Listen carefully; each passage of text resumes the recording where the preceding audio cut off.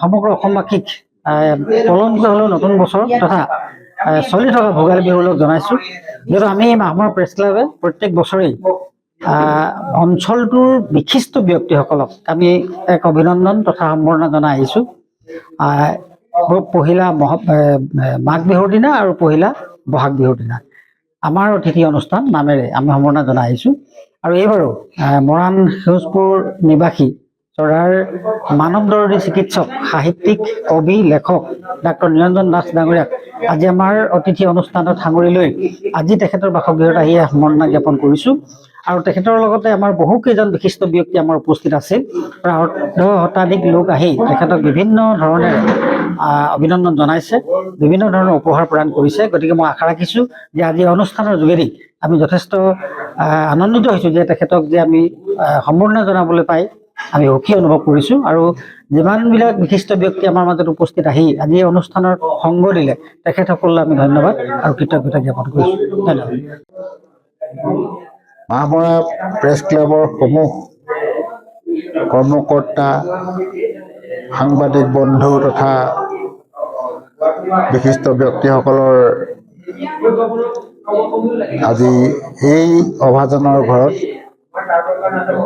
আদৰিবলৈ পাই যথেষ্ট সুখী হৈছোঁ।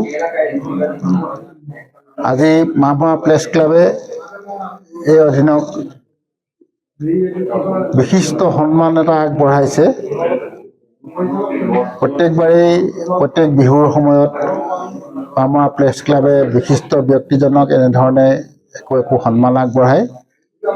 কিন্তু এই অভাজনেও যে এই সন্মানৰ প্ৰাৰ্থী হ'বলৈ পাই যথেষ্ট আনন্দিত হৈছোঁ আৰু গৌৰৱ অনুভৱ কৰিছোঁ। সকলোকে মই কৃতজ্ঞতা অনুভৱ জনাইছোঁ।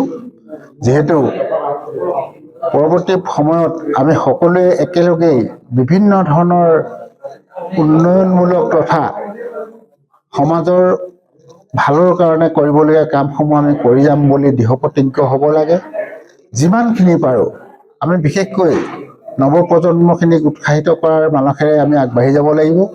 তেওঁলোকক আমি যিখিনি কৰি আহিছিলোঁ সেই ধৰণে তাতকৈ ভাল ধৰণে যাতে সমাজৰ কাৰণে সকলো কাম কৰি যাব, পঢ়া শুনা সাংস্কৃতিক বিভিন্ন ধৰণৰ কাৰ্যক্ৰমণিকাত। গতিকে মই বিশেষ ক'বলৈ বিচৰা নাই।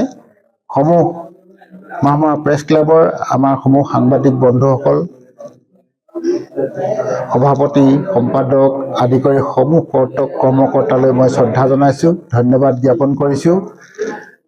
এইদৰেই সকলোকে বিশিষ্ট ব্যক্তিসকলক শ্ৰদ্ধা এটা জনাই থাকিব প্ৰত্যেকবাৰেই।